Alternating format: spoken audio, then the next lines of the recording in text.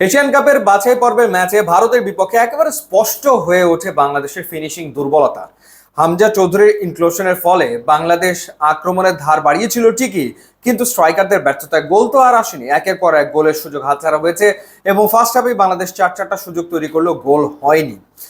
বাংলাদেশকে ম্যাচ জিততে গেলে গোল তো করতে হবে। এখন হংকং এর বিপক্ষে বা সিঙ্গাপুরের বিপক্ষে বাংলাদেশ যখন খেলবে, স্পেশালি 10ই জুন সিঙ্গাপুরের বিপক্ষে ঘরের মাটিতে বাংলাদেশ খেলবে, তখন তো স্ট্রাইকারের প্রয়োজন পড়বে।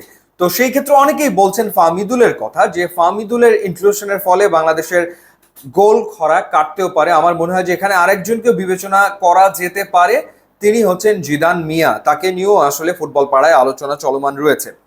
জিদান মিয়ার জন্ম হচ্ছে 2001 সালের 7ই মার্চ লন্ডনে, এবং তার বাবা মা সুফিয়ান এবং শিপা, তাদের অরিজিন হচ্ছে মৌলভীবাজার উপজেলার রাজনগরে। তো এই জিদান মিয়ার ফুটবলের হাতে খড়ি সেটা আসলে হয়েছে ইংল্যান্ডেই এবং ডেভিড বেকহামের একাডেমিতে, এবং সেখানে 2 বছর প্রশিক্ষণ নেওয়ার পর তিনি অ্যাটাকিং মিডফিল্ডার হয়ে অনেকগুলো যুব দলে খেলেছেন এবং অনেকগুলো দেশে ফুটবল খেলার অভিজ্ঞতা তার ইতিমধ্যে হয়েছে। ইংল্যান্ডে খেলেছেন, ওয়েলসে খেলেছেন, ডেনমার্ক, স্পেন, হংকং এবং থাইল্যান্ডের বিভিন্ন যুব দলে তিনি আসলে খেলেছেন। ইনফ্যাক্ট পেশাদার ফুটবলার হওয়ার লক্ষ্যে 2012 সালের ডিসেম্বরে তার পুরো পরিবার পাড়ি জমায় যুক্তরাষ্ট্রে, এবং সেখানে তিনি ব্রমলি এফসিতেও খেলেছেন।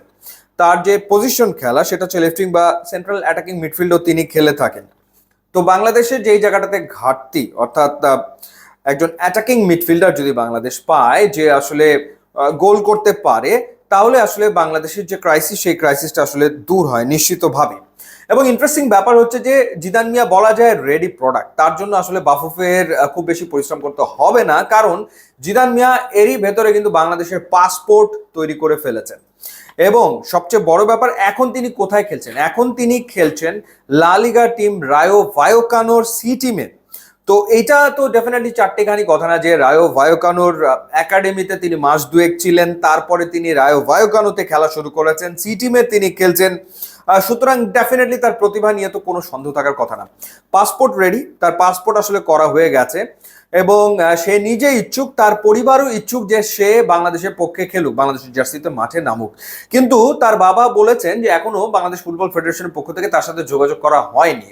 তার বাবা নিজেই এটা বলেছেন যে বাফুফে থেকে এখনো পর্যন্ত কোনো ইনভাইটেশন সে আসলে পায়নি, বা তার সাথে যোগাযোগ করা হয়নি, বা তাকে কোনো ট্রায়ালে ডাকাও হয়নি। সো বাফুফে এত ফুটবলার নিয়ে কাজ করছে, এত জনকে তারা ট্রায়ালে আমন্ত্রণ জানাচ্ছে বা অনেকে ট্রায়ালে আসছে, সেই ক্ষেত্রে কেন জিদান মিয়ার সাথে বাফুফের পক্ষ থেকে যোগাযোগ করা হলো না, সেটা ডেফিনেটলি একটা প্রশ্ন তৈরি করে। একটা অদ্ভুত ব্যাপার যে জিদান মিয়ার সাথে কেন আসলে বাফুফে থেকে যোগাযোগ করা হয়নি। আমার মনে হয় যে তার সাথে যোগাযোগ করা উচিত।